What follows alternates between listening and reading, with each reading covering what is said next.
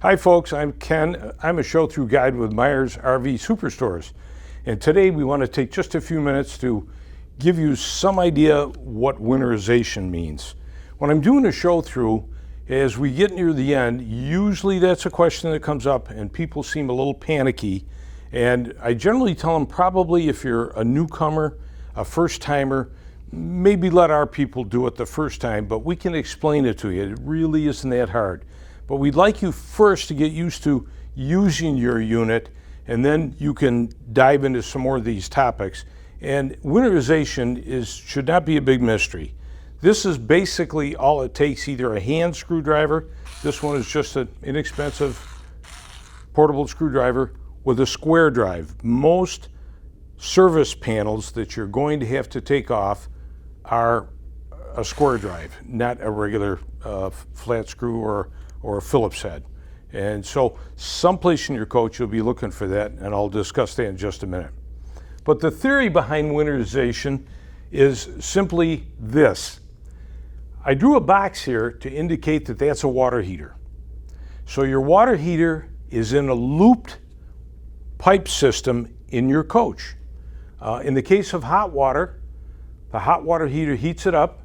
It's open, it goes to the kitchen valves along with cold water, and it'll go to your bathroom, your shower, and the sink in the bathroom. It'll go through an outdoor shower if you have one, and most units have one. Then it circulates back. Now the source of your water is either your city hose water intake, or if you're dry camping, you set your coach to take water by pump out of your water holding tank. So the first thing we'll talk about is the fact that we've got a loop. Now the mystery is people usually ask, well, how much water is in the coach? Believe it or not, on average, depending on the size of the coach, there's some that are 30 feet plus and some that are down to 16 or 18 feet. You're looking at about a gallon of water after you bypass either a 6-gallon or a 10-gallon hot water heater. Some of the bigger coaches have a 10-gallon hot water heater.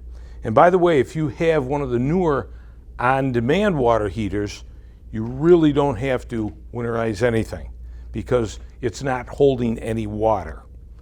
So the theory is this: if we have the water in a loop system during the summer, when it comes to winterization, what we want to do is winterize that loop, but we don't really want to put antifreeze in the hot water tank. And the reason is it's a waste of material, and the only thing that really needs to be done to the hot water tank, and I put a little orange star here for the drain valve, is to drain the hot water tank. So from the outside of the coach, there'll be a panel that you can lower the door and you can unscrew a plug and just let the water drain out. There is a pressure relief valve for those of you that have a little more interest in plumbing, just like your home on the top of your hot water tank. There's a pressure relief valve with a little lift lever, and if you lift that, it allows air to go in the top of the tank and the water will flow out quickly. And by the way, if the water is hot at the moment when you decide to empty it, stand back because you'll have a flow of hot water coming out so it doesn't land on your feet. So we have the looped water system, and now what we want to do is we want to go to winter mode. So in winter mode, if I can spell it right, in winter mode what we want to do, and sorry about the crude diagram, I have a music background but not an art background, as you could probably figure out. In winter background, what we're going to do is we're going to bypass the hot water tank. And so in bypassing the hot water tank, I got to step away just 1 second to get another marker. To bypass the hot water tank, what we're going to do is find the hot water tank. Now the easiest way to find your hot water tank is to go to the outside of your coach and stand back and take a look at it and see where it seems to be. Many times it'll be close to the kitchen, It could be anywhere, and everything depends on floor plan. But it's usually very easy to find on the outside of the coach. Once you find that, then you go in the coach, and opposite of where you think you saw it from the outside, you'll be looking for a service panel.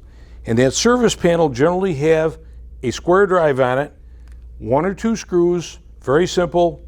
Remove it, and you will find valves on the tank. You'll easily identify the tank from behind, and there'll be generally 3 valves. Now I'm going to talk about 3 valves, but sometimes there could be 2, which is kind of rare, and even 1.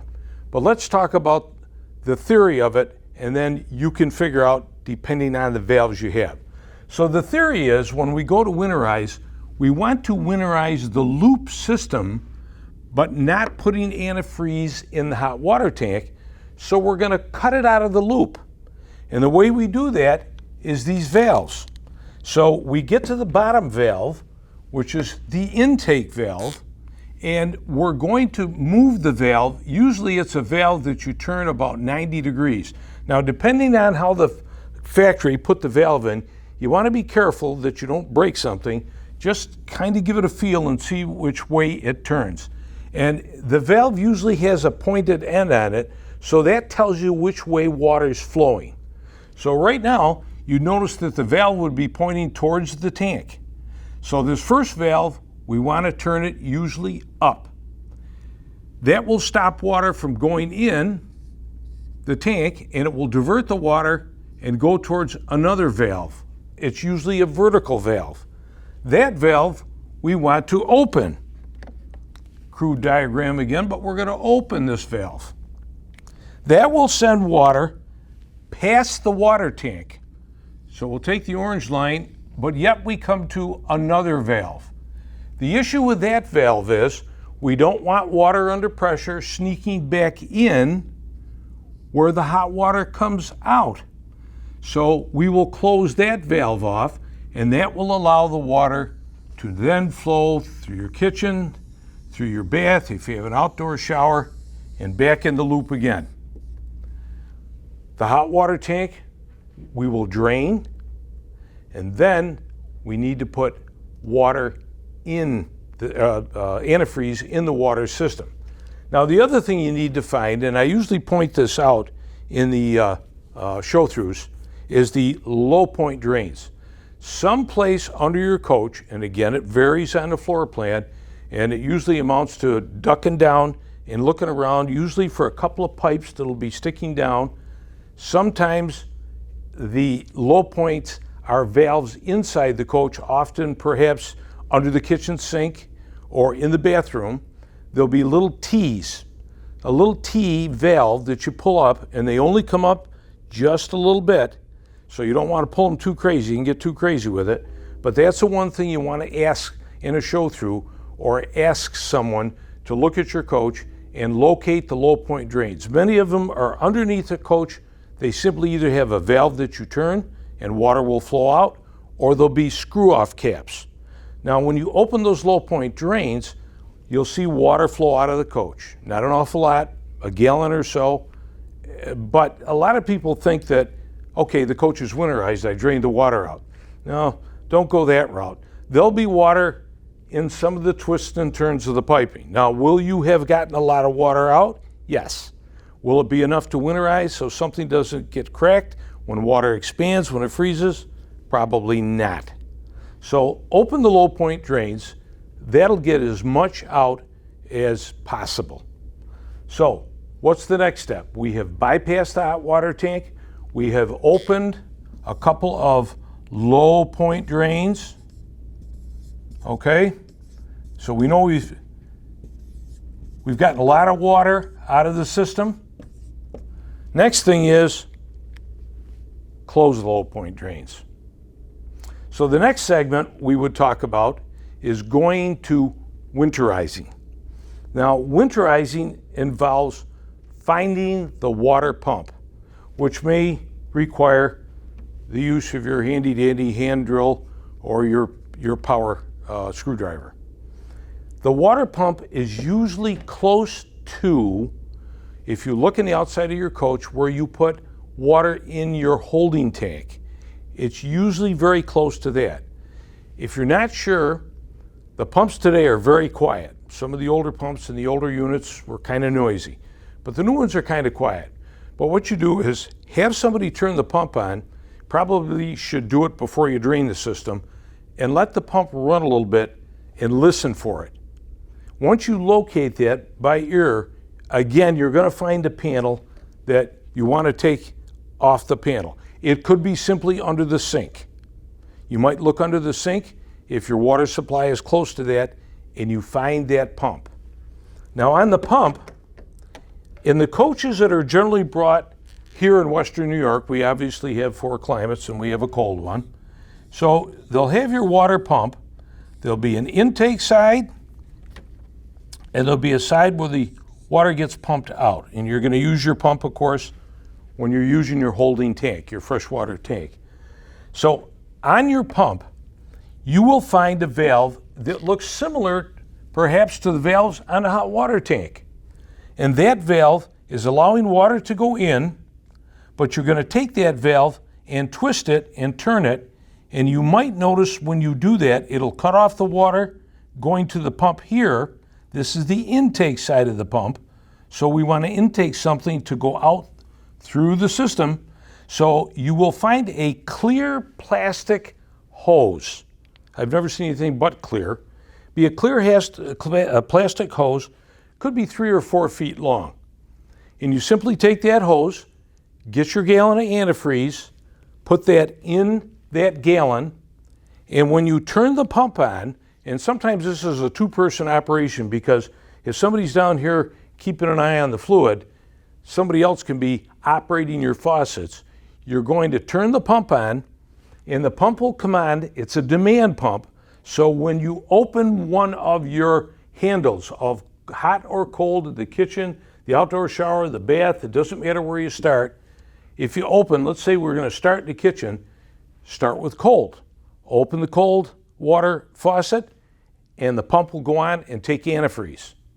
Once you see water come to the sink, or antifreeze come to the sink, and water leave, because you will see a little bit of water come out, and that's okay. It'll go down in the holding tank, that's not a problem. You're going to do the hot and the cold. I generally like to do all the colds first, and then the hot. But kitchen, bath, and remember you have both sink and shower, outdoor shower. Let's say you've done the cold first, and you see a flow of water. And don't forget in the bath, also the commode. In the toilet, you're going to either pull a handle or step on a pedal. And be kind of generous when you do it, because what you can't see is about the size of my thumb. There's an anti-vacuum tube that has to have some water in it. And if you don't run a little bit of antifreeze through that and get a good mix, that could freeze and break. It's not a hard repair, but it's not a lot of fun. So make sure you're a little bit more generous on the toilet to let it run, let it run. Don't worry about the antifreeze going down in the holding tank. That's fine, okay? So take care of the toilet, hot and cold bath, hot and cold shower once around.